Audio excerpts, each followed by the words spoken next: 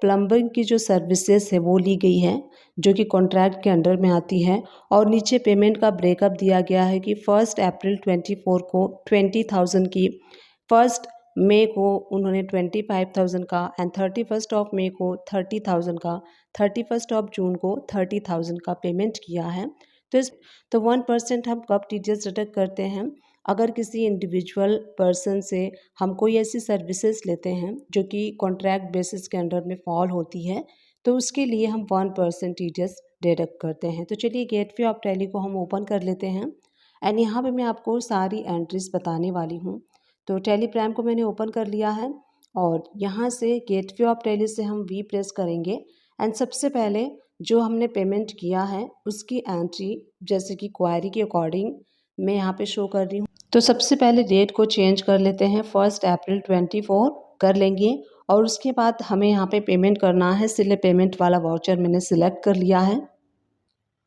उसके बाद देखिए जो कॉन्ट्रैक्टर है उसका हमें लेजर क्रिएट करना है। तो मैंने यहाँ पे रमन कॉन्ट्रैक्टर का लेजर अंडर सन्ड्री क्रेडिटर करेंगे क्योंकि ये हमारे लिए क्रेडिटर हैं।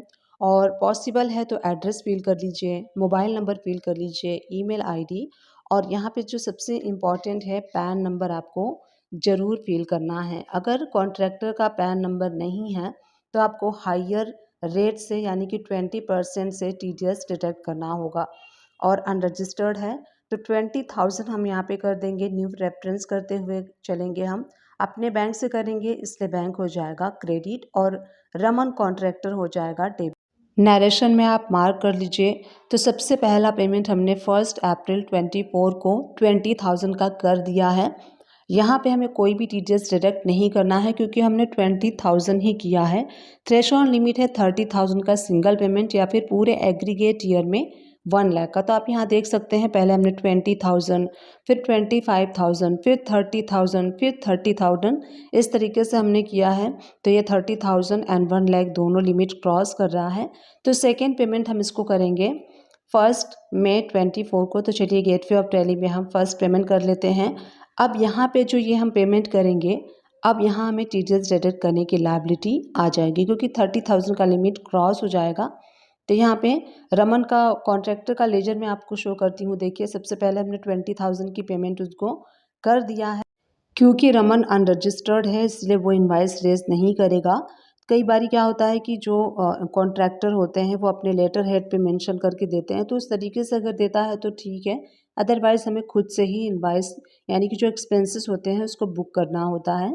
तो यहीं से ऑल्ट सी प्रेस करके जर्नल वाउचर हम सेलेक्ट कर लेंगे और यहाँ पे ऑल्ट सी प्रेस करके प्लम्बिंग की सर्विसेज हमने ली है तो यहाँ पे प्लम्बिंग की सर्विसेज आप क्रिएट कर सकते हैं या फिर आप रिपेयर एंड मेंटेनेंस का भी लेजर क्रिएट कर सकते हैं अंडर इनडायरेक्ट एक्सपेंसेस के।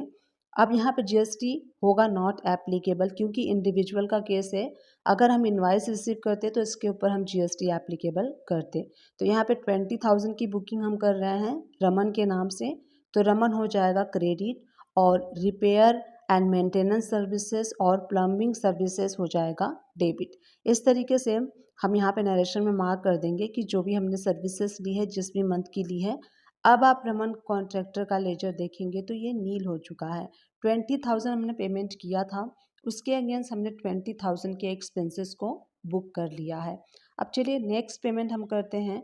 तो नेक्स्ट पेमेंट के लिए ऑल्ट ए करेंगे, वाउचर ऐड हो जाएगा। पेमेंट वाला वाउचर हमें सिलेक्ट कर लेना है और हमें रमन कॉन्ट्रैक्टर को करना है डेबिट। 25,000 की पेमेंट हमने की है न्यू रेफरेंस लेते हुए और हमने अपने बैंक से किया है तो बैंक हो जाएगा क्रेडिट। और नरेशन में आप मार्क कर लीजिए कि being pay to Raman for plumbing services. अब यहाँ आप देखेंगे तो रमन से हमने पहले लिया था 20 और उसके बाद लिया है 25,000 यानी कि 45,000 हमने पेमेंट कर दिया है। अब 30,000 की लिमिट क्रॉस हो चुकी है। अब हमें at the rate of 1% TDS book करना होगा। आप देखेंगे तो पूरे जो सर्विसेज मिला के 1 लाख से ज़्यादा होता है और सेकेंड वाली पेमेंट 30,000 से ज़्यादा हो गई है। अब जो हमने 25,000 पेमेंट किया था उसके अगेंस्ट हमें एक्सपेंसेस बुक करना है। तो जो पहला आपने एंट्री किया था उसी को हम डुप्लीकेट कर लेंगे, डेट चेंज कर लेंगे और जो अमाउंट है वो 25,000 कर लेंगे और जिसको हम न्यू रेफरेंस करते हुए सेव कर लेंगे। तो यहाँ पे आप देखेंगे रमन कॉन्ट्रैक्टर का लेजर नील हो चुका है, जितना हमने पेमेंट दिया था उतने का हमने बिल जो है बुक कर लिया है। अब हमें TDS डिडक्ट करना है @1%। तो यहीं से Alt A हम प्रेस करेंगे और TDS की बुकिंग करेंगे। अब यहाँ पे हमें क्या करना है, डेट को हमें चेंज कर लेना है।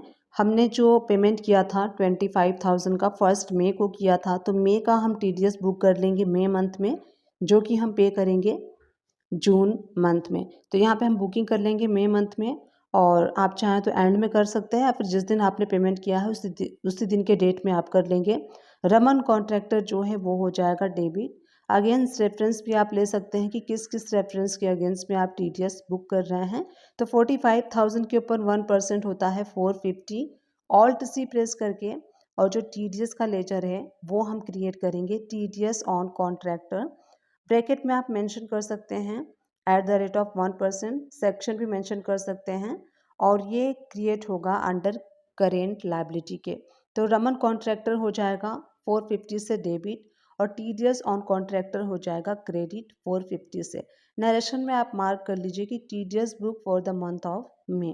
तो इस तरीके से आप देखेंगे लेजर अभी कह रहा है 450 एक्सेस हमें चला गया है, जो कि हमें डिडक्ट करके पेमेंट करना था, बट हम क्या करते हैं कि जब कॉन्ट्रैक्टर होते हैं इस टाइप के तो इस तरीके से हमें एडजस्ट करना होता है।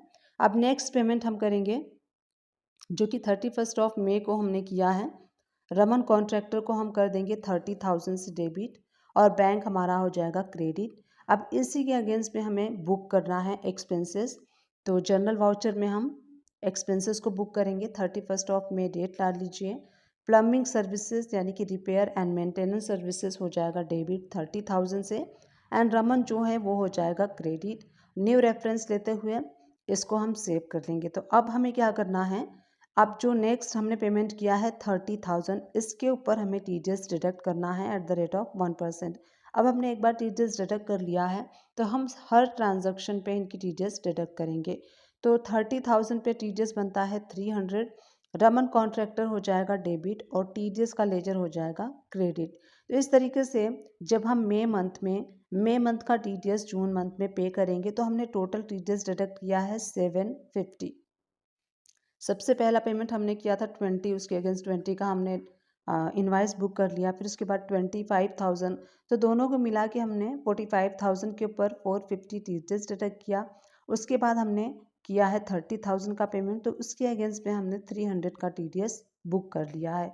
तो टोटल 750 हमने TDS बुक कर लिया है। ये मई मंथ में हमने किया है और मई मंथ का TDS हम पे करेंगे जून में। तो TDS पेमेंट की एंट्री आप कैसे करेंगे,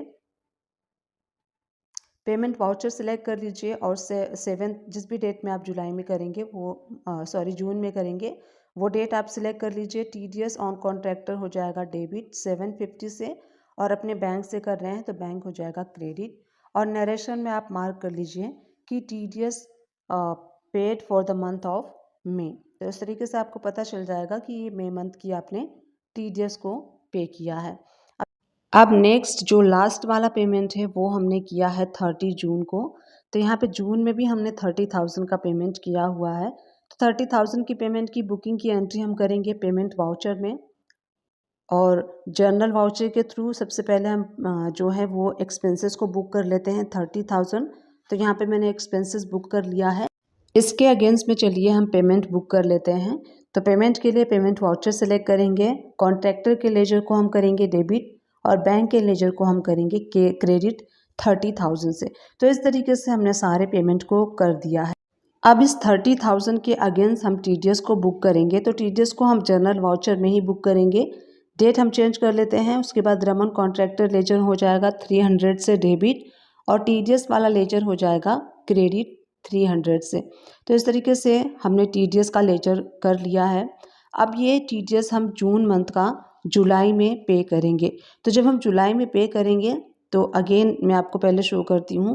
सो पेमेंट की एंट्री आपको कैसे करनी है, सेम वे से करनी है। पेमेंट वाउचर सेलेक्ट कर लीजिए और 7 जुलाई को, जुलाई में जिस भी डेट में आप करेंगे वो डेट सिलेक्ट कर लीजिए। TDS ऑन कॉन्ट्रैक्टर लेजर हो जाएगा डेबिट 300 से और बैंक हो जाएगा हमारा क्रेडिट। तो इस तरीके से आप नरेशन मार्क कर सकते हैं कि जो TDS हम पे कर रहे हैं वो जून मंथ का है और हम सेव कर लेते हैं। अब चलिए TDS का लेजर ओपन कर लेते हैं। तो TDS कॉन्ट्रैक्टर वाला लेजर ओपन करके डेट मैंने चेंज कर लिया है।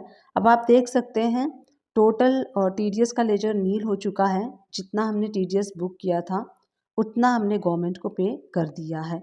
अब रमन कॉन्ट्रैक्टर का लेजर देखते हैं। तो अब आप यहाँ देखेंगे डेट चेंज करने के बाद यहाँ देखिए टोटल जो है 1050 ये एक्सेस डेबिट में शो हो रहा है।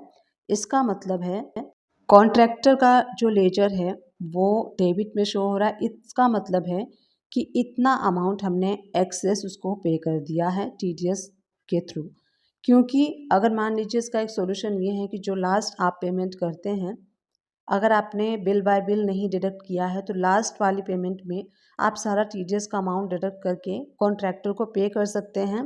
तो जो हमने लास्ट 30,000 का पेमेंट किया था उसी में हमें ये 1050 अमाउंट को माइनस करके पे कर देना चाहिए था। सो दैट क्या होता कि हमारा TDS जो है वो नील हो जाता। और अगर इसके बाद भी कोई कंटिन्यूटी में अगर है तो नेक्स्ट बिल में भी हम इसको एडजस्ट कर सकते थे। तो मान लीजिए कि इसके बाद अगर कोई मान लीजिए पेमेंट है तो उसमें आप कैसे एडजस्ट करेंगे वो मैं आपको शो करती हूँ। मान लीजिए कि इसके बाद एक और 20,000 की हमें पेमेंट करनी थी इनको। तो 20,000 की पेमेंट में हम कैसे एडजस्ट करेंगे वो मैं आपको यहाँ पे शो कर रही हूँ। तो 20,000 की पेमेंट में हम क्या करेंगे, सबसे पहले अगर 20,000 पेबल है तो 20,000 में से 1050 हमें माइनस करना है और जो बैलेंस आएगा कंट्रोल एंड प्रेस करेंगे हम टैली प्राइम में तो यहाँ से कैलकुलेटर ओपन हो जाता है। तो 20,000 में से जो हमारा 1050 है उसको हम कर लेंगे माइनस और जो अमाउंट बच के आएगा तो यहाँ पे मैं सबसे पहले रमन कॉन्ट्रैक्टर जो है उसको हम पे करेंगे। तो जो अमाउंट बच के आएगा उसमें से हमें 1% माइनस करना है, उतना ही हम उनको पे करेंगे सो दैट लेजर नील हो सके। तो 20,000 का मान लीजिए हमारा और हमें पेमेंट देना था 20,000 का। तो 20,000 में से हम माइनस कर लेंगे 1050, जो बैलेंस आएगा उसमें हम 1% और माइनस करेंगे और उतना ही हम पेमेंट कॉन्ट्रैक्टर को दे देंगे। तो उसको माइनस करने के बाद हमारे पास जो बैलेंस आ रहा है 18,950 हम पे करेंगे कॉन्ट्रैक्टर को। तो 18,950 हो जाएगा। रमन कॉन्ट्रैक्टर का लेजर जो है वो उसके हिसाब से हम पे कर देंगे और अपने बैंक से करेंगे तो बैंक हो जाएगा क्रेडिट। नरेशन में आप मार्क कर सकते हैं कि ये जो हम पेमेंट कर रहे हैं फुल एंड फाइनल पेमेंट है। इस तरीके से नरेशन आप अपने अकॉर्डिंग मार्क कर सकते हैं। पेमेंट हमने कर दिया है, अब हम बुक करेंगे TDS। तो यहीं से आप ऑल्ट A प्रेस करेंगे और जर्नल वाउचर सिलेक्ट कर लेंगे और जो रमन कॉन्ट्रैक्टर है 190 रुपीज़ डेबिट हो जाएगा और TDS ऑन कॉन्ट्रैक्टर जो है वो 190 से क्रेडिट हो जाएगा। यहाँ मेंशन कर सकते हैं TDS book for the month of this. अब आप देखेंगे 20,000 डेबिट में आपको शो हो रहा है। तो यहाँ हमने किया था 20,000 फाइनल पेमेंट थी। तो 20,000 के अगेंस्ट हमने 18,750 का पेमेंट कर दिया था और हमने TDS बुक कर लिया है। अब हम फाइनली यहाँ पे 20,000 का एक्सपेंसेस बुक कर लेंगे। यहाँ पे हमने 20,000 का एक्सपेंसेस बुक कर लिया है। अब आप देख सकते हैं लेजर पार्टी का नील हो चुका है। तो इस तरीके से लास्ट पेमेंट में आप एडजस्ट कर सकते हैं जैसे मैंने आपको इस वीडियो में शो किया। मान लीजिए कि आप लास्ट पेमेंट कर दिया है, जैसे कि मेल में 4 एंट्री थी और चारों एंट्री पेमेंट हो चुकी है। अब उस केस में क्या होता है कि जो हमारा एक्सेस बैलेंस यहाँ पे शो हो रहा है 1050। अब हमें क्या करना है, क्योंकि कॉन्ट्रैक्टर का पेमेंट हमने फाइनल कर दिया है, अब हम इसमें कुछ नहीं कर सकते। अब हमें क्या करना है, अब जो लायबिलिटी है आपको अपनी इंक्रीज़ करनी होगी अपने बुक्स को नील करने के लिए। अब इसमें क्या होता है, अल्टीमेटली थोड़ा सा लॉस होता है क्योंकि जब हम बुक्स को फाइनल करते हैं और अमाउंट को जो हम एक्सेस करेंगे उसके ऊपर हमें थोड़ा TDS पे करना पड़ेगा। बट बुक्स को फाइनल करने के लिए इस तरीके से हमें एडजस्ट करना होगा। अगर कोई पर्सन अपने पर्सनल अकाउंट से करेंट अकाउंट में मनी ट्रांसफ़र करके और अपने क्रेडिटर को पेमेंट करता है तो उसकी एंट्री आपको कैसे करनी है। गेटवे ऑफ टैली से हम P प्रेस करेंगे एंड रिसिप्ट वाउचर हम सिलेक्ट कर लेंगे क्योंकि हम यहाँ पे पेमेंट रिसीव करने वाले हैं पर्सनल अकाउंट से करेंट अकाउंट में। डेट चेंज कर दीजिए जिस भी डेट में आप रिसीव कर रहे हैं। यहाँ पे मैंने क्रिएट किया हुआ है रमेश लोन अकाउंट। तो इस तरीके से आप लोन अकाउंट क्रिएट कर सकते हैं और अंडर इसका जो ग्रुप है वो होगा लोन लायबिलिटी। अब यहाँ पे जो पर्सनल अकाउंट से हमारे पास पैसे आएंगे वो एज अ लोन हम यहाँ पे टैली प्राइम में शो करेंगे। तो यहाँ देखिए यहाँ पे लोन लायबिलिटी में हमने कर लिया है और मान लीजिए कि 5 लाख हम यहाँ पे ट्रांसफ़र कर रहे हैं पर्सनल से हमारे कंपनी के करेंट अकाउंट में। तो एक्सिस बैंक हमारा कंपनी का करेंट अकाउंट है। यहाँ पे 5 लाख रुपीज़ जो हैं हमने ट्रांसफ़र कर लिए हैं और इसको हम सेव कर लेंगे। इसी तरीके से अगर आप पर्सनल अकाउंट से करते हैं डायरेक्टली पेमेंट तो आपको अपने कैपिटल अकाउंट को डेबिट करना होगा। कैपिटल अकाउंट से आप पेमेंट शो करेंगे। इस तरीके से हम नरेशन में मार्क कर लेंगे कि ये जो 5 लाख रुपीज़ हैं हम जो यहाँ पे लेके आए हैं ये शॉर्ट टर्म लोन है। अब यहाँ पे मैं आपको शो करती हूँ। बैंक हम ओपन कर लेंगे, गो टू में हम जाएंगे। यहाँ से मैंने ओपन कर लिया है लेजर एंड यहाँ से हम ओपन कर लेंगे एक्सिस बैंक। सबसे पहले मैं आपको शो करती हूँ रमेश लोन अकाउंट। तो रमेश का लोन अकाउंट आप देखेंगे 5 लैक्स आपको यहाँ पे क्रेडिट में शो हो रहा है। इट मीन्स कि रमेश को हमें ये 5 लाख रुपीज़ देने हैं जो हमने सेविंग अकाउंट से ट्रांसफ़र किया है करेंट अकाउंट में। बाद में जब हमारे पास बैंक में पैसे आ जाएंगे तो हम इनको वापस कर देंगे। अब यहाँ देखिए एक्सिस बैंक में आप देखेंगे तो 5 लाख रुपीज़ यहाँ पे डेबिट साइड में आपको शो हो रहा है, यानी कि 5 लाख रुपीज़ आपके बैंक में अवेलेबल हैं। आप अपने क्रेडिटर को पेमेंट कर सकते हैं 5 लाख रुपीज़ तक का। तो चलिए पेमेंट वाउचर सेलेक्ट कर लेते हैं। जिस पार्टी को आपको पेमेंट करना है उस पार्टी का लेजर सेलेक्ट कर लीजिए। अब यहाँ मान लीजिए कि हम सुमन एजुकेशन हब पार्टी हैं जिसको कि हम 3 लाख रुपीज़ का पेमेंट कर रहे हैं। किससे करेंगे? एक्सिस बैंक से, जिसमें हमने पैसे रिसीव किए हैं। एक और हम पेमेंट करते हैं अपने क्रेडिटर को। तो यहाँ से पेमेंट वाला वाउचर सेलेक्ट कर लेना है। अब हम यहाँ पे शुभम ट्रेडिंग कंपनी को मान लीजिए कि 50,000 पे कर रहे हैं। तो 50,000 एक्सिस बैंक के थ्रू करेंगे तो एक्सिस बैंक यहाँ पे हो जाएगा क्रेडिट। इस तरीके से अब आप देखेंगे हमारे पास बैंक में 1.5 लाख रुपए बचे हैं। एक और पार्टी है सुमन ट्रेडिंग कंपनी, तो इसको भी हम पेमेंट कर देते हैं। यहाँ से हम लेजर सिलेक्ट कर लेंगे और डेबिट कर लेंगे 1,50,000 और एक्सिस बैंक का यूज़ करते हुए हमने पेमेंट कर दिया है। अब आप एक्सिस बैंक को देखेंगे तो 5 लाख रुपीज़ हमने रमेश लोन से यानी कि रमेश के पर्सनल अकाउंट से रिसीव किया है और यहाँ पे हमने 5 लाख रुपीज़ का पेमेंट कर दिया है अपने क्रेडिटर को। तो यहाँ पे जो रमेश एक्सिस बैंक हमारा है वो ज़ीरो हो चुका है, यानी कि जो एक्सिस बैंक में था वो बैलेंस नील हो चुका है। मान लीजिए हमने सेल किया था और हम पेमेंट रिसीव कर रहे हैं हमारे डेटर्स से। तो मान लीजिए कि 7 लाख रुपीज़ हम रिसीव कर रहे हैं तो 7 लैक्स यहाँ पे हमारा जो बैंक है वो डेबिट हो जाएगा।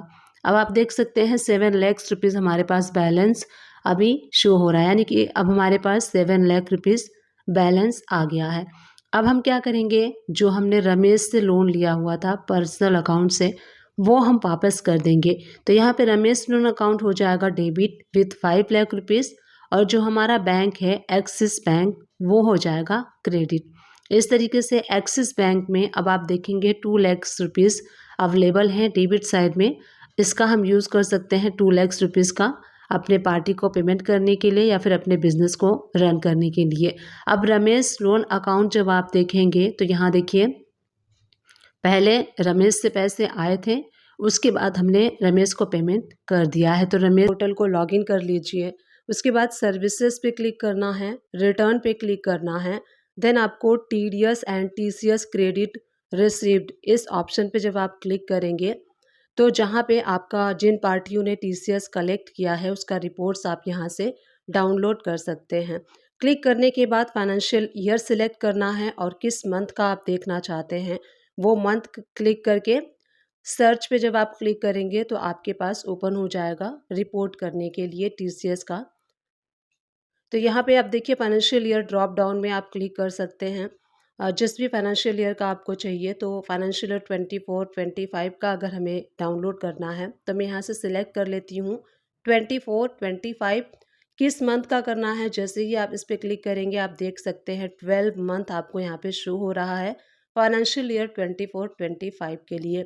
तो आप चाहें तो पूरा सेलेक्ट मंथ वाइज कर सकते हैं, अप्रैल, मई, जून, और सर्च पे क्लिक कीजिए। उसके बाद यहाँ पे आपको क्लिक करना है। जैसे ही इस पे आप क्लिक करेंगे आप देख सकते हैं आपको यहाँ पे टोटल शो हो रहा है, इनवॉइस जो है 1, यानी कि एक पार्टी ने आपका टीसीएस कलेक्ट किया है।